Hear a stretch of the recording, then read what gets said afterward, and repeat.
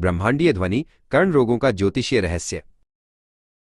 ज्योतिष शास्त्र केवल भविष्य बताने का साधन नहीं है, बल्कि ये हमारे शरीर और स्वास्थ्य का एक सूक्ष्म मानचित्र भी है। ज्योतिषी धीरज पांडे के गहन शोध के अनुसार हमारे सुनने की क्षमता और कानों का स्वास्थ्य सीधे तौर पर आकाश में ग्रहों की स्थिति से जुड़ा होता है। जब सितारे अपनी चाल बदलते हैं तो उनकी कंपन हमारे कर्णपटल पर प्रभाव डालती है। हमारी कुंडली का तीसरा भाव हमारे शरीर के दाहिने हिस्से और विशेष रूप से दाएं कान का प्रतिनिधित्व करता है। यदि इस भाव का स्वामी कमजोर हो या पाप ग्रहों के प्रभाव में हो तो व्यक्ति को दाहिने कान में सुनने की समस्या या भारीपन महसूस हो सकता है। ये भाव हमारे साहस और श्रवण शक्ति के शुरुआती द्वार का प्रतीक है।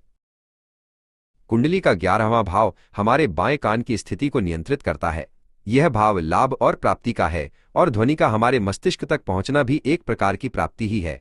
जब 11वें भाव पर प्रतिकूल ग्रहों की दृष्टि पड़ती है तो बाएं कान की नसें प्रभावित होती हैं, जिससे श्रवण दोष उत्पन्न होते हैं। ग्रहों में बुध को तंत्रिका, तंत्र और संचार का कारक माना जाता है।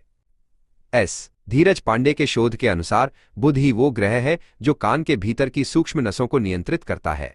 यदि बुध नीच राशि में हो या सूर्य के बहुत निकट होकर अस्त हो जाए तो व्यक्ति की सुनने की समझ और नसों की संवेदनशीलता कम हो जाती है।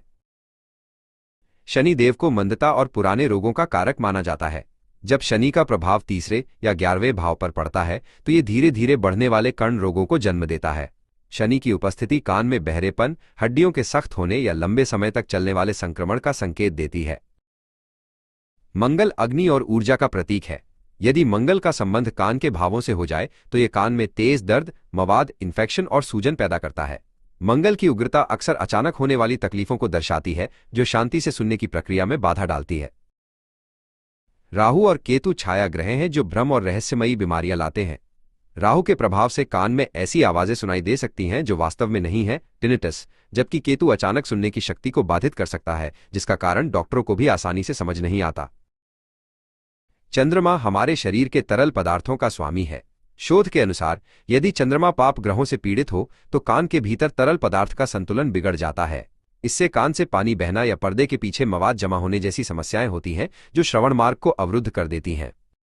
जब मंगल, केतु या शनि का क्रूर योग 6ठे, 8वें या 12वें भाव के स्वामियों के साथ बनता है तो सर्जरी या शल्य चिकित्सा की संभावना बढ़ जाती है। यह योग दर्शाता है कि औषधि से अधिक प्रभावी उपचार उपकरणों और सर्जरी के माध्यम से ही संभव होगा।